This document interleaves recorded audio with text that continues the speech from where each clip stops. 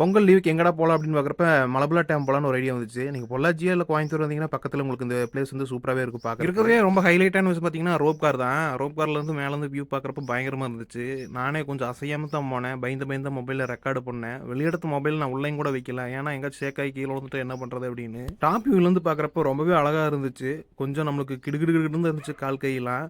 அதுக்கப்புறம் நம்மளுக்கு அப்படியே பழகி போச்சு. இது வெறும் ரூ. 71 தான் ஒரு பெர்சனுக்கு. பார்க்கறதுக்கே நல்லா இருந்துச்சு. ஃபேமிலியோட போனீங்கன்னா, உங்களுக்கு என்ஜாய் பண்றதுக்கு இது ஒரு நல்ல பிளேஸு.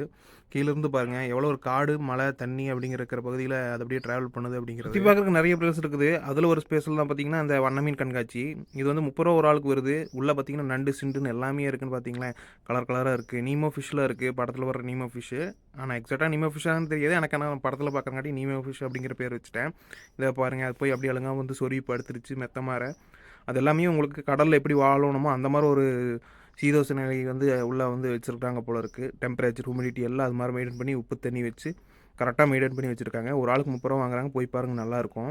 பக்கத்துலயே ஒரு ஸ்னேக் பார்க்கும் இருக்கு. ஆனா போறக்கு டைம் இல்ல. இல்லைன்னா நான் அதுவும் வீடியோ எடுத்திருப்பேன். நீங்க பக்கத்துல கோயம்புத்தூர், பொள்ளாச்சி அப்படி இருந்ததுன்னா இந்த பிளேஸ்லாம் நீங்க விசிட் பண்ணி பாருங்க. சூப்பரா இருக்கு. குழந்தைகளுக்கு இந்த மீன் கண்காட்சிலாம் ரொம்ப பிடிக்கும்.